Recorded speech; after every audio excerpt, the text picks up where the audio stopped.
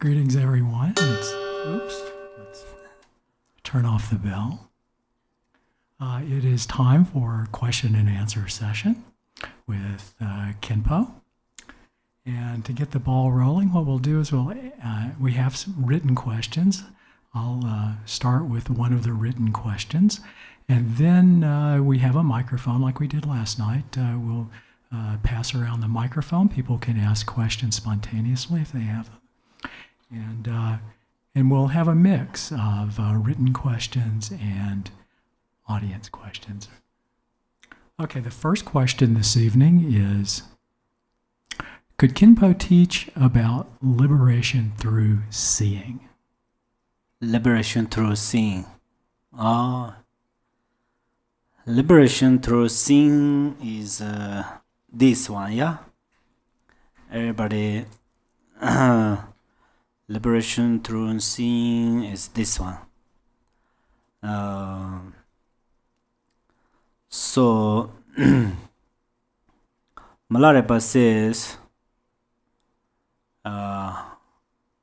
whatever you do is cause of merit. So that's where if we understand how to do, then whatever we do is cause of merit. So actually first we should know the background of this mantra. Buddha, after we have time, then I will question and answer, I will talk briefly about the powers, at least the names of powers. So at that time also I can talk a little bit, but Buddha has a special omniscience, spiritual compassion, the bodhicitta, and then spiritual power. Actually, power is combined with this. So Buddha has boundless compassion, and then he thought, "Oh, how should I benefit all those sentient beings?" Of course, he helped us to open the eyes of wisdom, which can see karma cause and effect, and which can see the true nature. At the same time, those beings who cannot directly see the law of karma, those people who cannot directly understand the true nature or natural mind or Dharmakaya stage, then first how should I lead them on the path? So that's where then Buddha know there some mantras can benefit beings. And then for that reasons, Buddha gave us different mantras. Some mantra is we going underneath this mantra, and then it purifies many eons, non-virtues. And then some mantra is this liberation upon seeing this mantra. So whoever see this mantra, it also purifies many eons, non-virtues. So then the mantra has this power. There are three inconceivable powers. This is the power. One is the power of mantra is inconceivable. Buddha mentioned that. So the power of mantra is inconceivable, means somebody see this mantra, it purifies their non-virtues. Then Buddha gave us this mantra. Actually, this mantra, we recite this mantra, we say Hannabasha Bara He Sofa. But we don't want to recite this mantra. This mantra is for liberation upon seeing. That means we see it, then it benefits us. So this mantra Buddha taught in the Suttara. And then mantra, the outside mantra is a special interdependence of elements. For example, a paper and then fire met, what happened? It burns. My finger and this paper touching it, this paper doesn't burn, but fire and this paper touch it, this paper start to burn.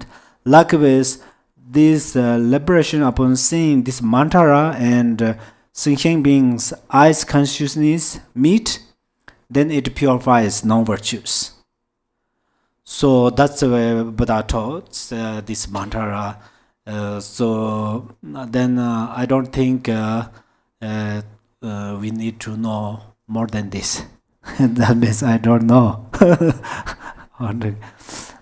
Okay, thank you.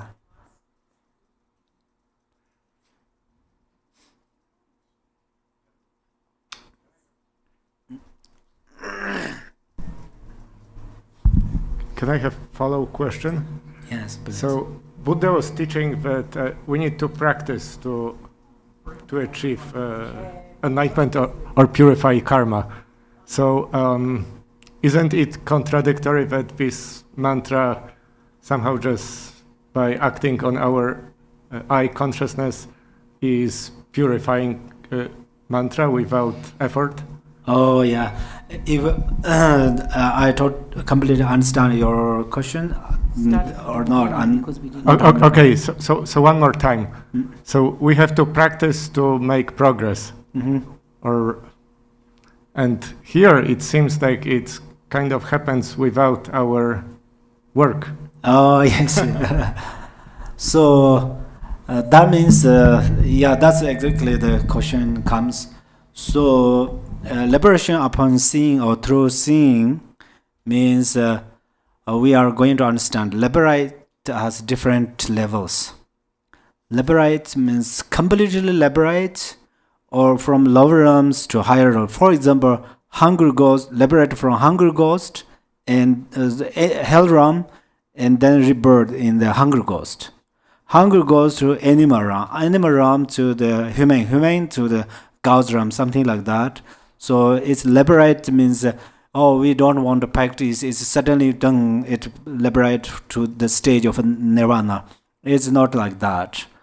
But the other hand is some is very possible to see this mantra and then completely liberated. That means they practiced many lives in their previous lives. So right now they are ready to liberate. Only they have one stuck, that is they did not see this before, and they see this and then immediately they can liberate. It's just a few thinking beings is very possible. Otherwise, liberate means there are afflictive emotions, obscurations. So there are different kind of obscurations, subtle growth. So some it reduce. For example, first it reduce your obscurations. For that reasons, you cannot see your natural state of mind, but it helps you to give rise to your faith. So liberation means that we are going to understand. However, we are going to do something, of course. Yeah. We have a written question that is related to faith.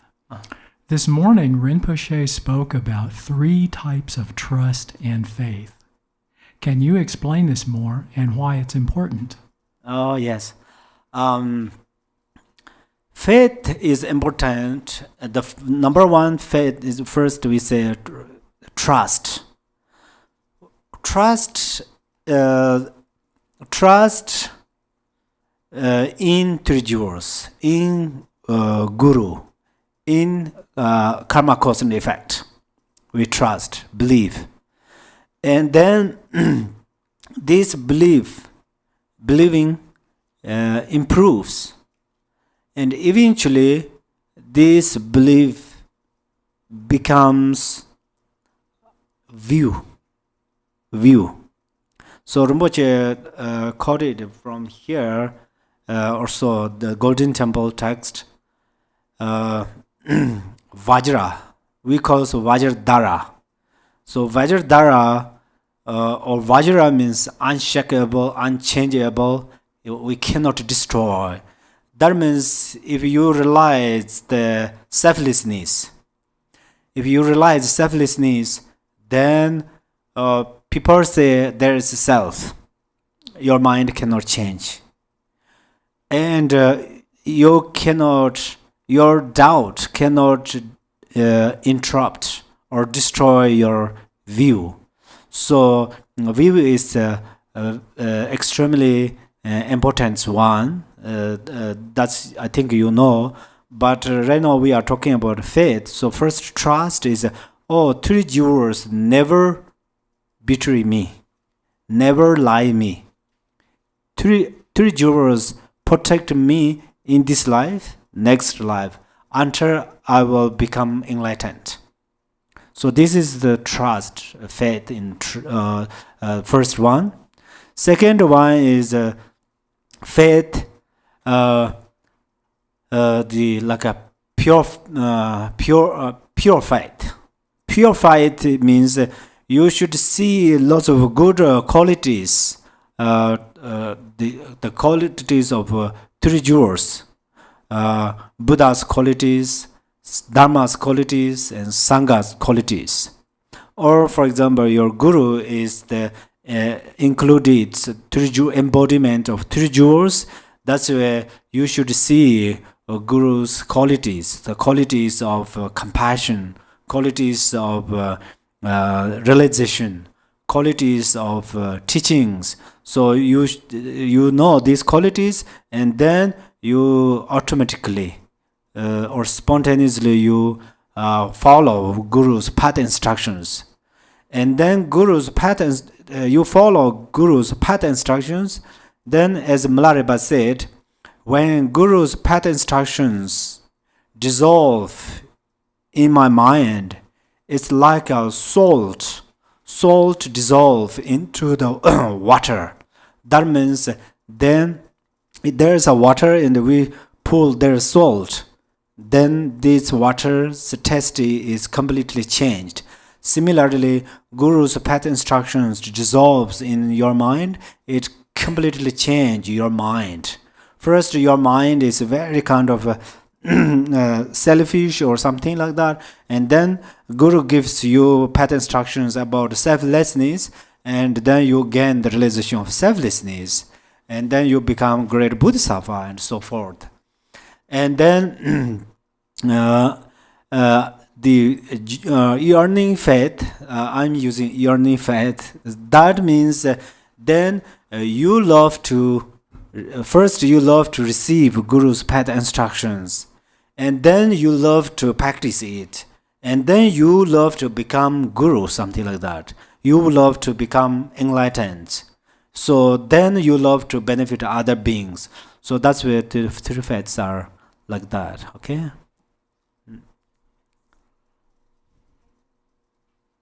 Thank you.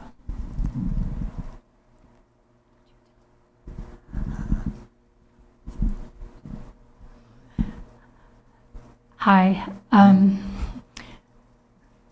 have a question about meditation. Oh, yeah. Yes. But I want to say something first of all before the question, which is over the last 10 years I've had chronic illness, which has resulted in having a lot of fatigue in my body. Mm-hmm. And there have been many gifts in that experience, which I want to just highlight, first of all, which have been self-compassion, slowing down, humility, and much more spaciousness. Mm-hmm. However, when I meditate, it is very hard I have a lot of drowsiness meditating now. That didn't used to be the case, but that is now. So it's very hard to sit for any length of time without getting really sleepy. Mm-hmm. So I'm curious what you might have to say about that. Oh, yes. So this first I will share this one method. That's in the Mahamudra meditation methods, it mentions that when practitioner engages drowsiness, its circumstance is very important.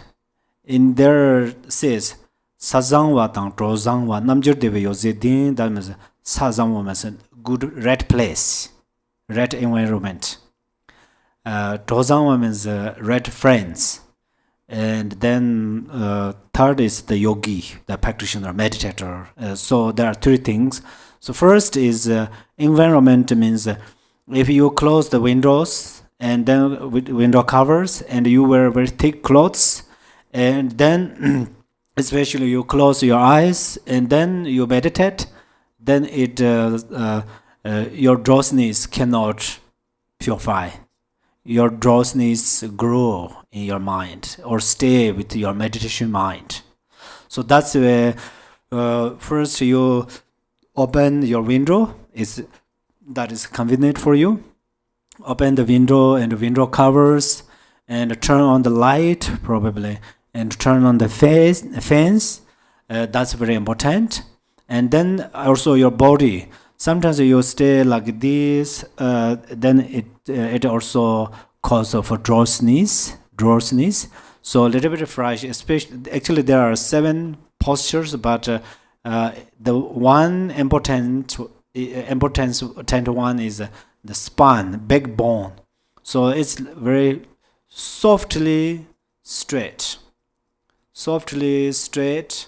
and shoulders little bit open, vastly open, little bit back like this, and then the chins or neck little bit inside for a little while.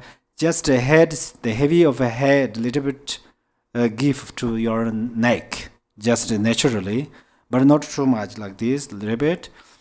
And then there is a other methods, but it depends your the physical issue.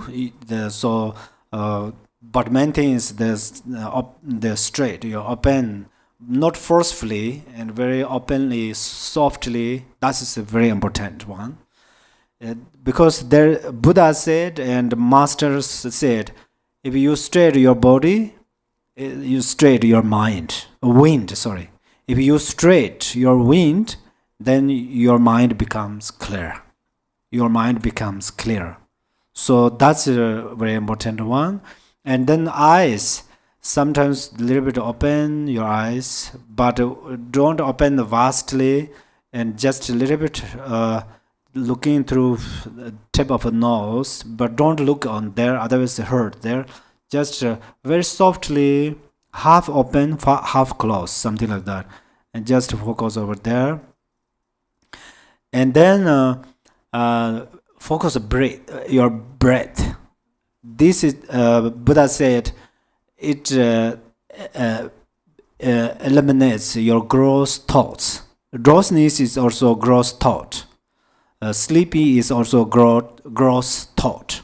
So that's where you focus your breath. Sometimes count. Breathe in and out. 1, 2, like 7 times you count. But after that, don't count. Otherwise, it mislead.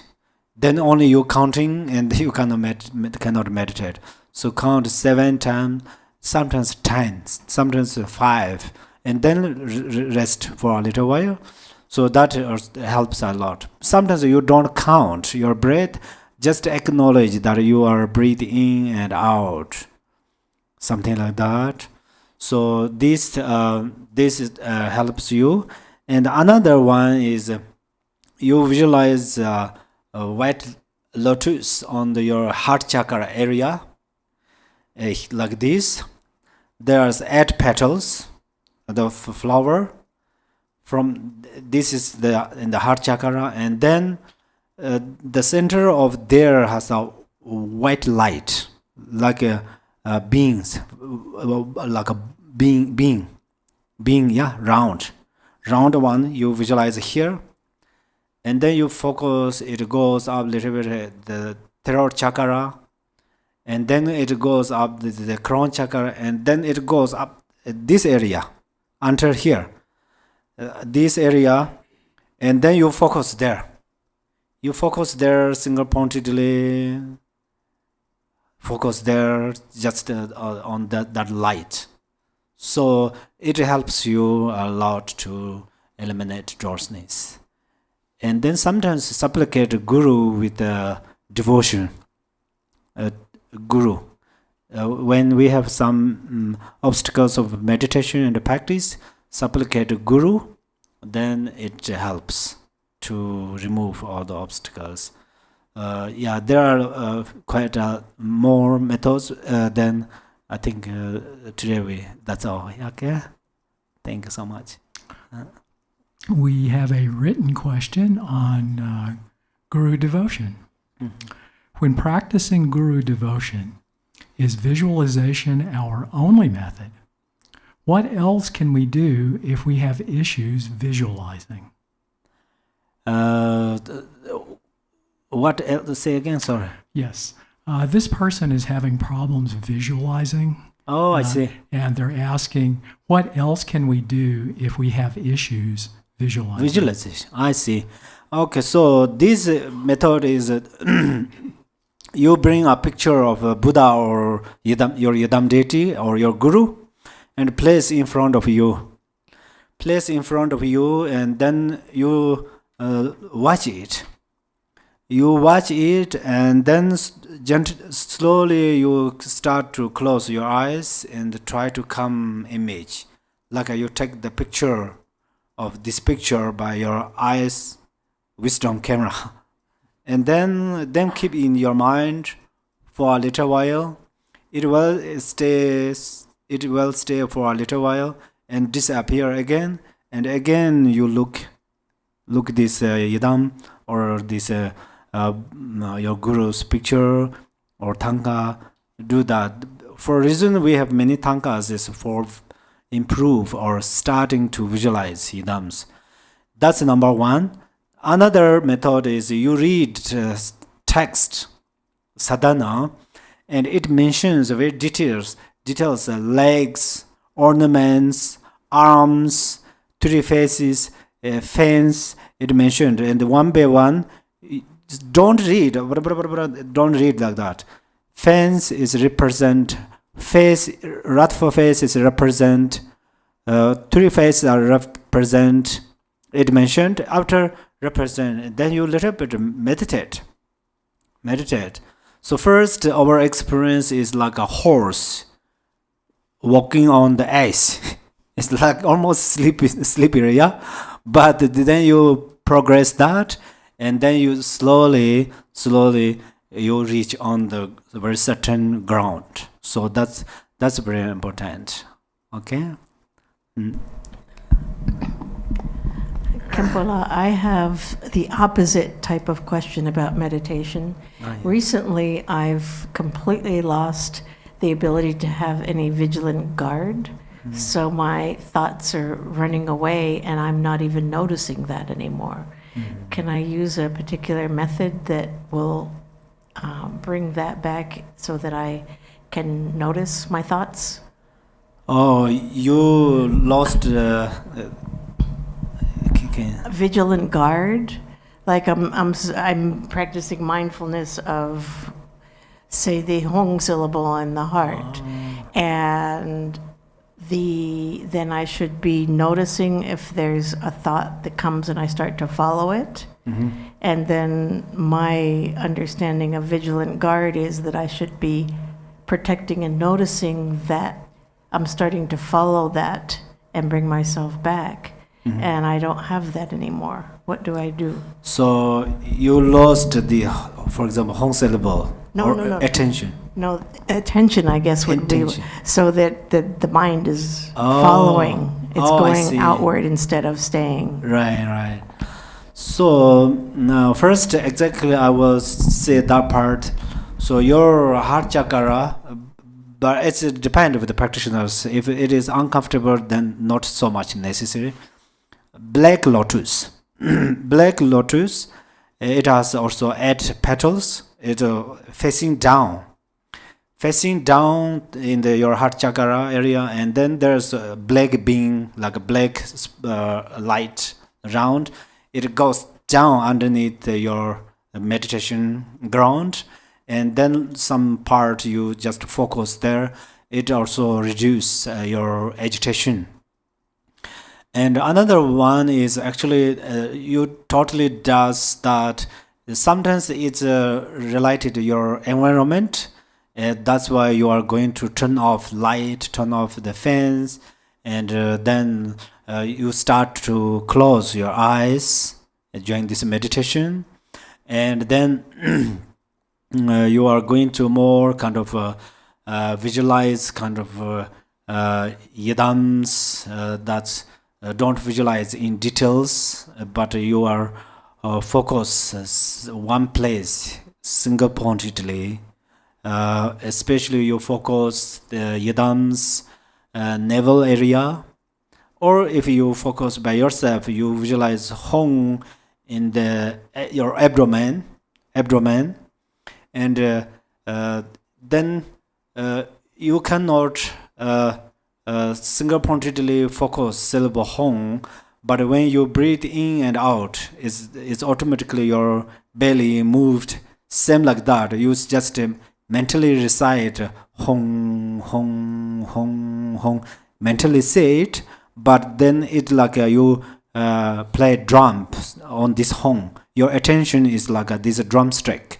You just Hong, Hong, Hong. So you focus on the Hong.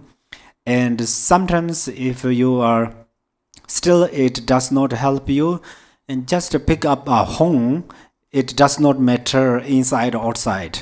Just Hong, according to this Tibetan syllable, there is a Shapju, small Shapju. Shapju is just dissolve from top of this Shapju. It dissolve into the Achung, small Achung. So at that time, dissolve means you just lost this Shapju. That's a Hong without Shapju. And then this Shapju step by step disappear, like a rainbow disappear in the space. And then it goes the Ha, syllable Ha. And then Ha step by step disappear. And then only there's remain the moon disk, sun disk, and the top of there is nada. So you just focus the moon disk. And then moon disk slowly disappeared, and then you focus the sun disk. That means there's a second one. Just focus that, and that also slowly disappear, and then your object is only nada. Nada is a little bit like a zigzag like this. And then you focus this is slowly dissolve from lower side, dissolve or disappear, and then you reach on the top of this nada, and after a little while this nada disappear. At that moment you are going to rest without perception. Just rest there. That is a important one, and then main thing is you focus your abdomen area. That helps you a lot. Okay. We have another submitted question. How can we practice responding with love and compassion with loud, angry, and hurtful family members? How can I respond as the Buddha would in these triggering situations? Yes, it's difficult. It's actually difficult, but you need patience, and you need to apply diligence. So sometimes if your family are angry people, that is really helpful for you. Because in ancient times, these Kadam masters, they sometimes retreat in the solitary place, and they practice, meditate, and then sometimes they come to the town, and they're training by themselves, like armies, military armies. First they're training and then they go somewhere. Recently nurses, they do same thing, yeah. And first they learn and then they go to village and training like that. So they come to in the village and then they test, or they just they test by themselves. So there is this one Kada master, Geshe Ben. Maybe you heard that story, may not.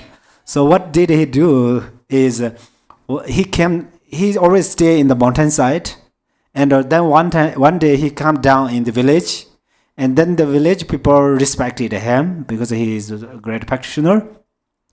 And then there is a family, he went there and they invited and they gave him tea and champa and so forth. But there they put everything in front of him and they went outside to take care of yaks. There are many yaks and sheep.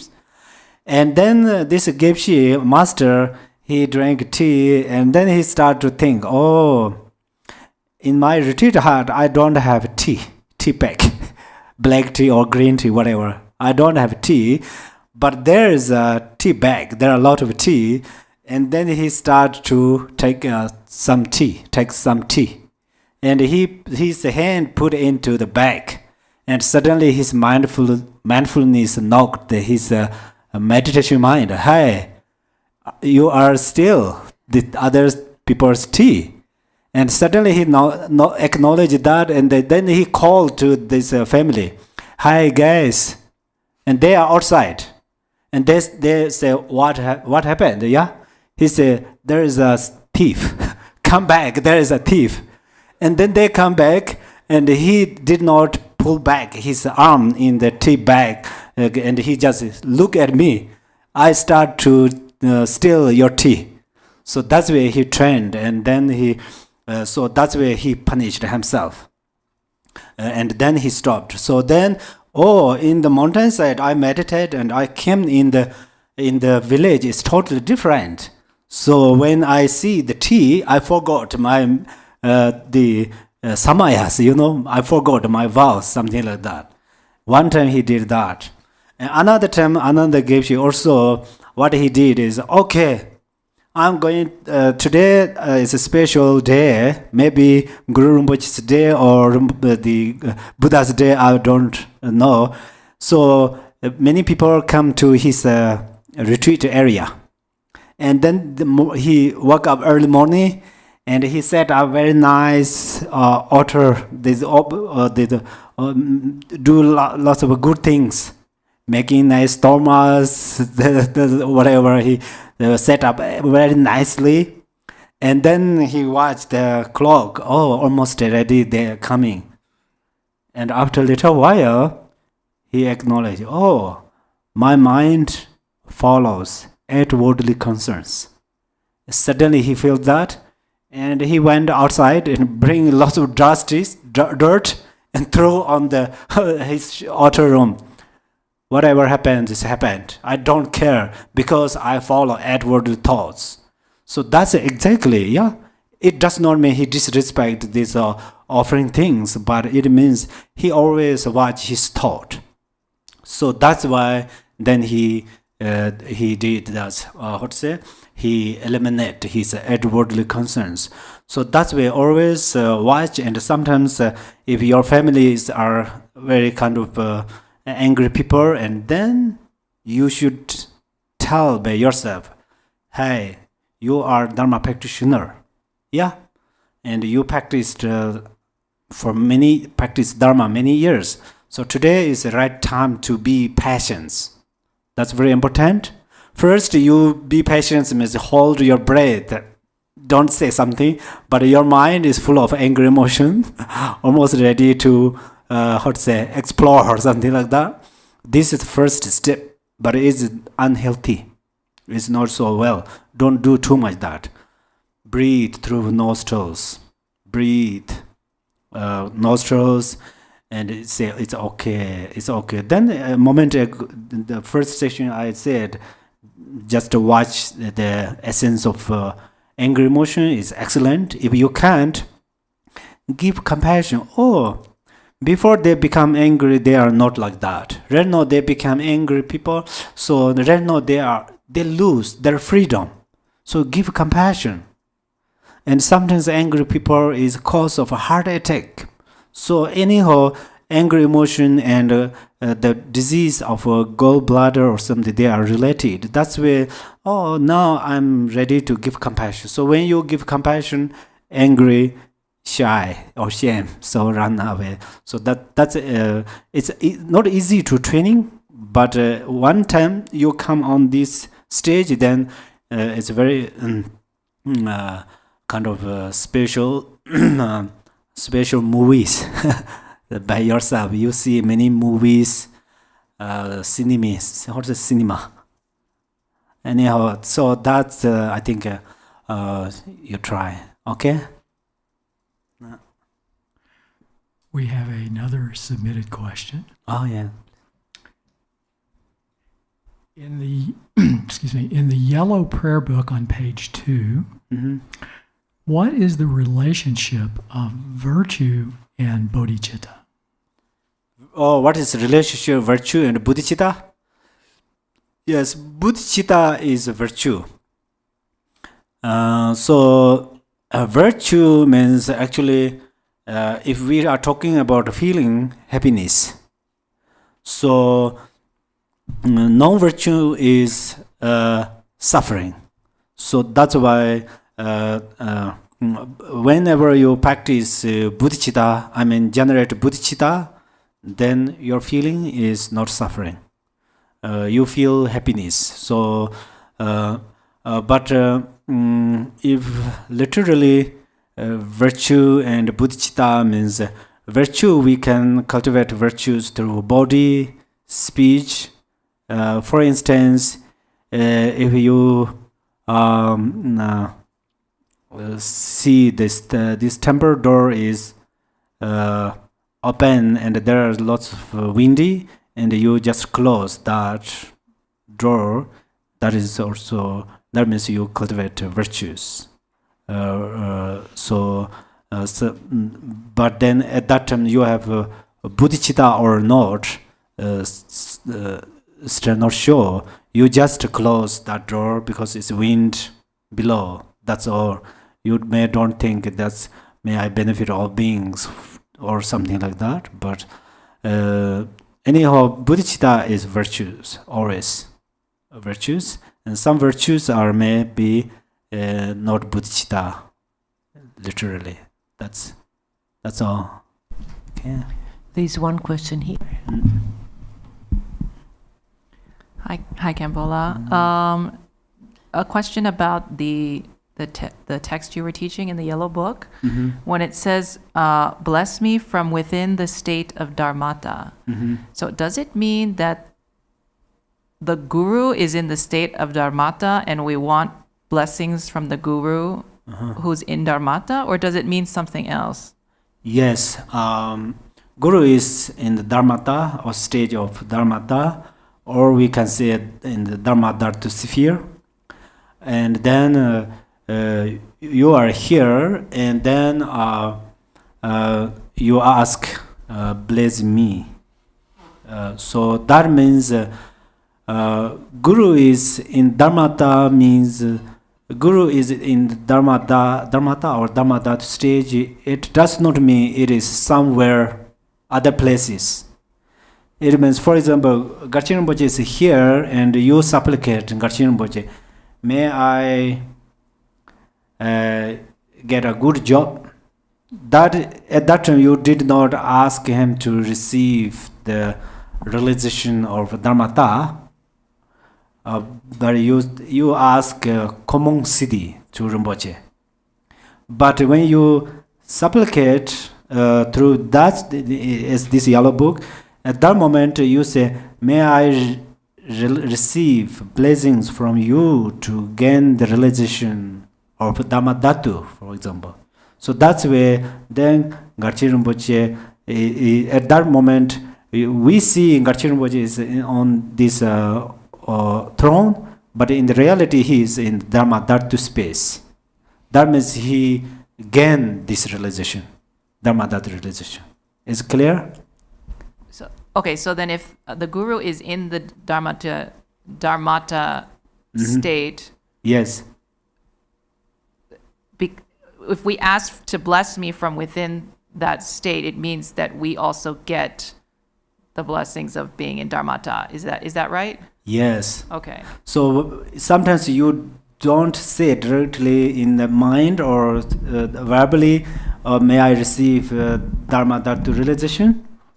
But you meditate. Garchen Rinpoche and my mind are no different.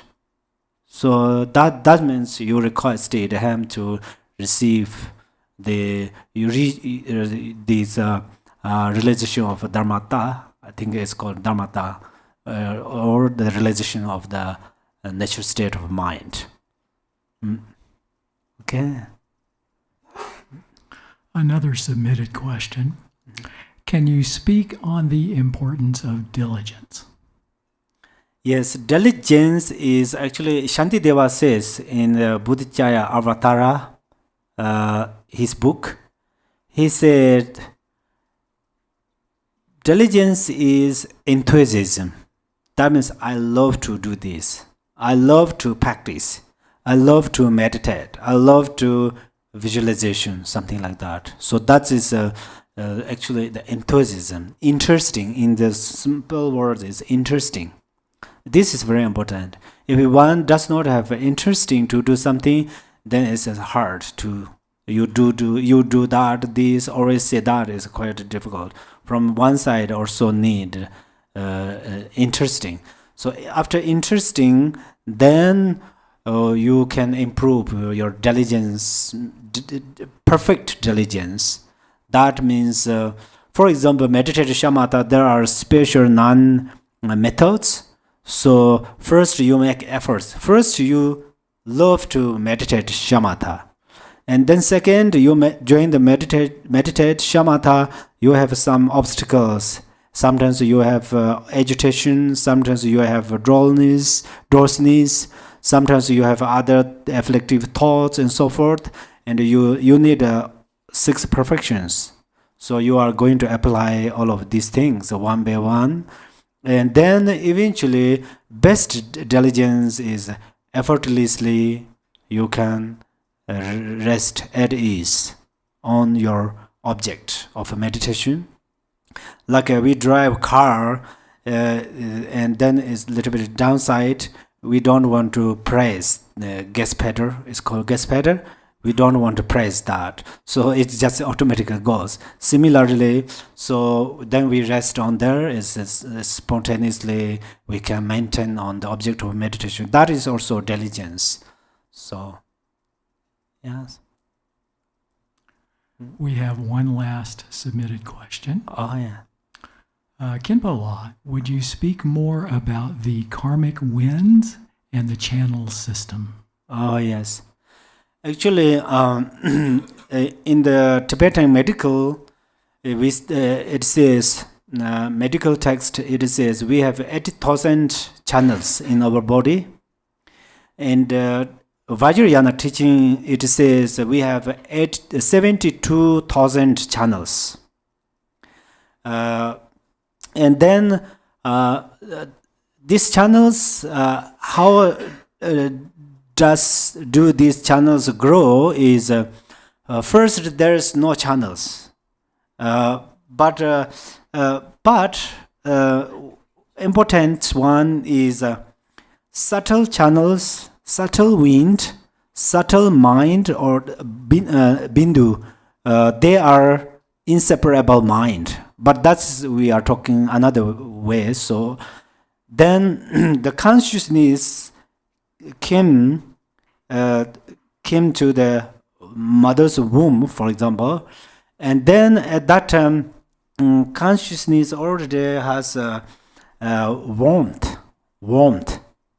This warmth, that's why we say sometimes we call the soul, sometimes we call life force, sometimes we call life stem, or I think so. That's where there is a warmth, and then this warmth and father's wet drop and mother's blood, they are meet in the womb, and then this womb support to how to say womb has the energy, and then these parents energies or bindu and drops, they meet together and they start to grow week by week. It start to grow. At the same time, the channels start to grow like a trees, root of trees. It start to grow in our body.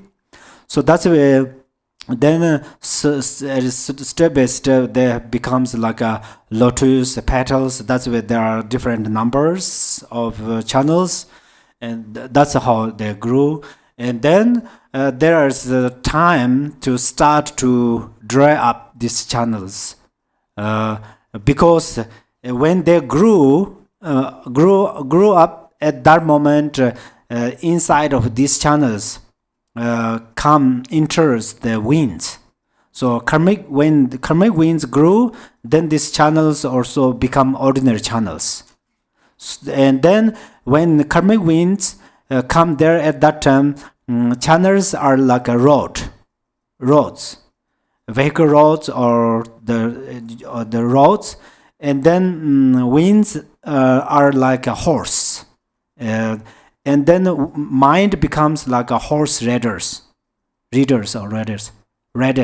and then they come inside, and then at that moment the mind see whatever it sees at that moment, then everything is this real phenomena like a tree, water, something it just see, and then it take pictures of trees, mountains, and ghost and so forth, and then everything like a print is inside of the mind.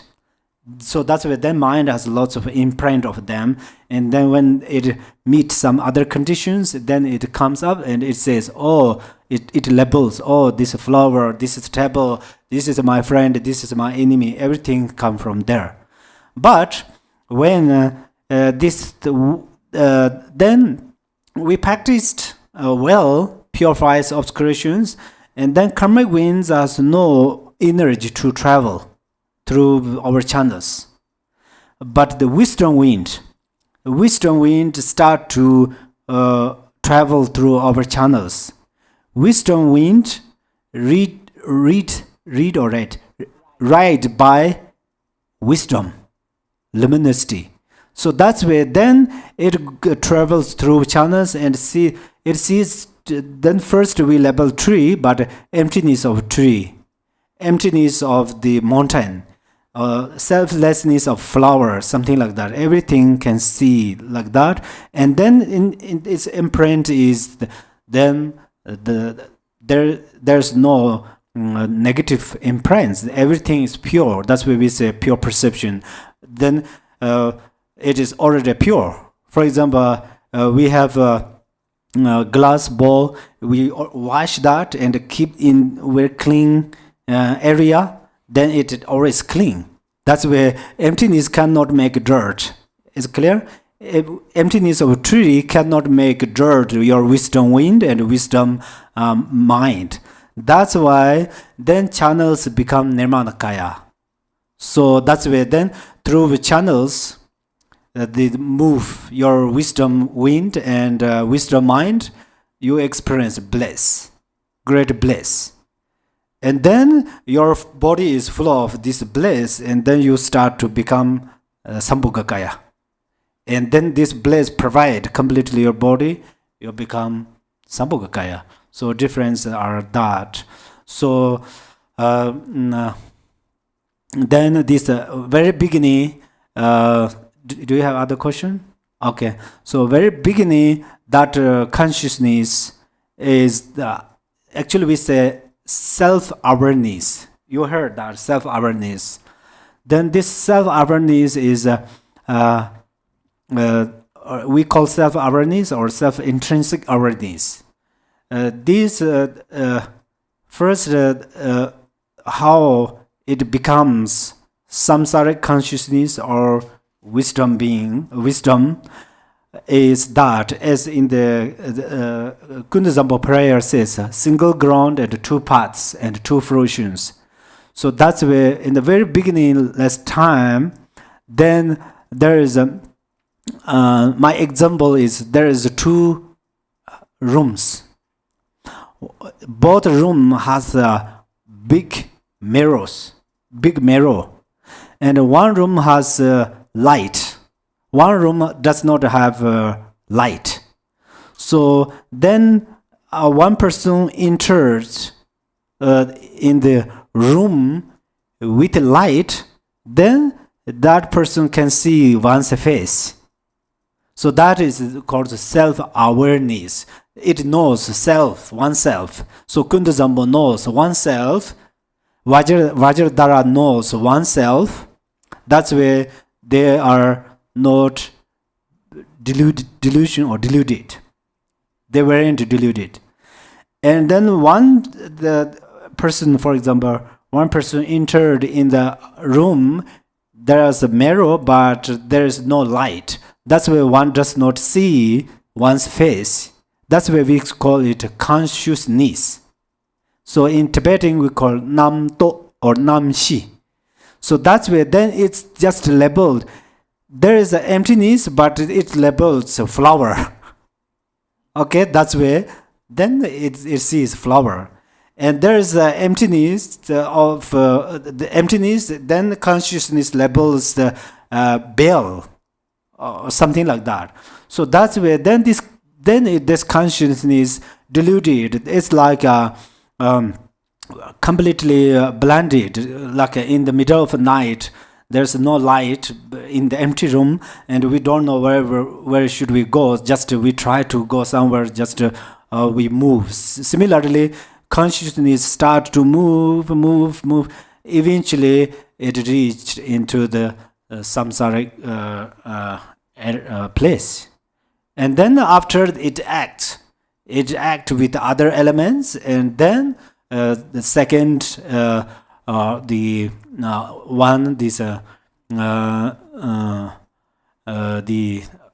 first it perceive different one with that's where it could not perceive emptiness, but it perceived the flower, and then it start to attach to flower.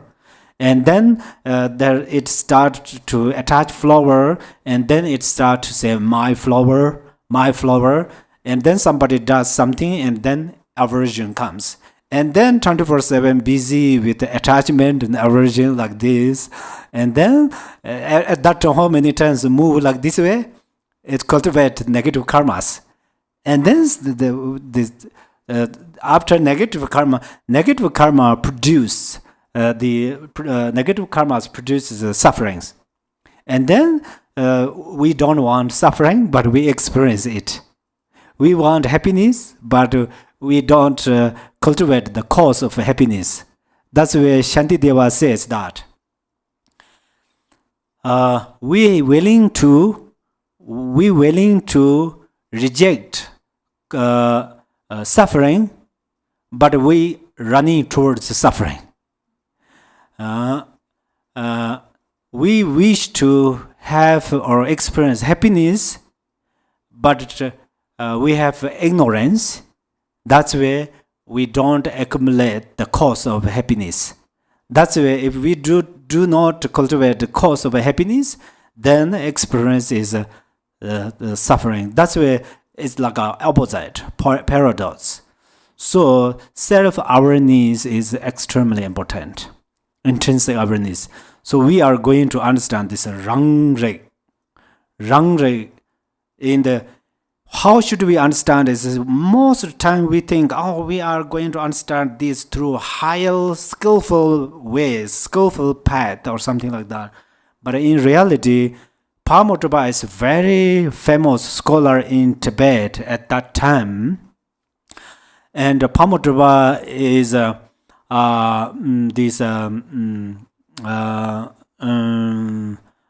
Pamotraba is root guru of Lord Jigten Sungu, and then Pamotraba he tried to get one answer. What is that? How and why are we secularly exist in the samsara? And then he met Gamboba. And then Gamboba, first there are long stories, but the main thing is Gamboba, he asked, why are we secularly exist in this samsara?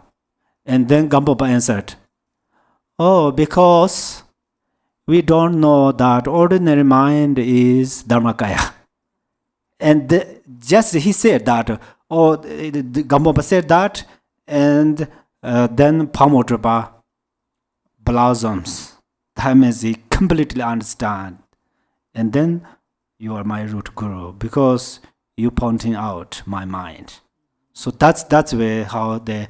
So meditate with the ordinary mind is very important. But you know that, and then let us dedicate our marriage. And as I mentioned yesterday, please you trust that within us there are Buddha Amitabha and all the Buddhas for welfare all mother thinking beings who passed away, especially who are stuck in the Pardo stage.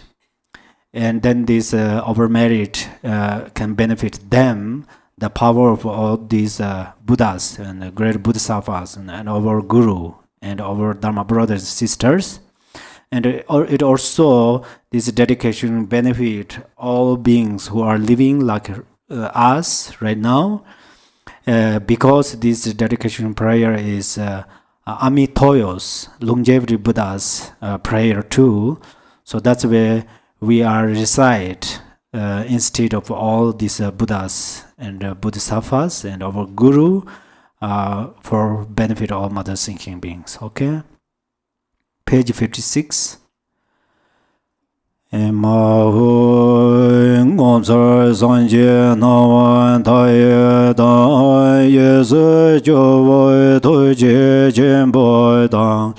Yonda Samba de Jedom Na Lai Sanje Jansen Ba Me Gor Je Gor De Je Ngon Zai Ba De Me Ba Ye De Wa Jin Je Ja We Jen Gan De Dai Jen De Ne Zen Be Jer Mai Dai Je Wai Jin Je Bar Mai Je Bar Tere jene nante jardon joy de ge da ge malai da baye choje sanje jansen dan je je kemen jabar shenje la dosa daya daya benzan daya awain bodai naya soa.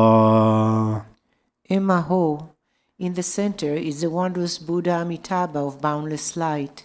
To his right is Chenrezig, the Lord of great compassion, and to his left is Vajrapani, the Bodhisattva of great power. They are surrounded by an inconceivable number of Buddhas and Bodhisattvas. Limitless peace and happiness is the pure land of great bliss.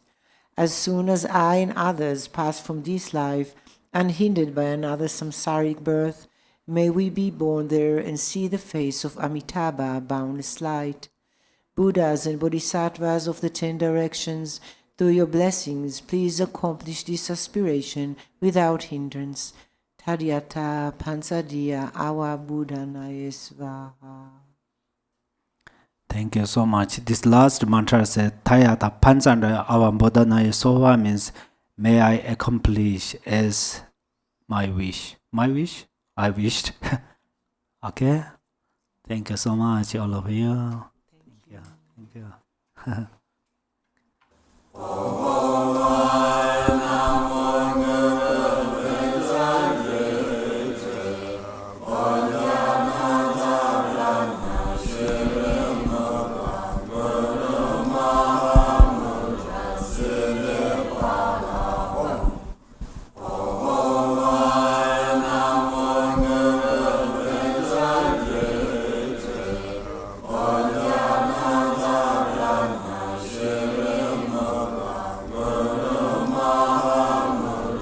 Please stay for announcements.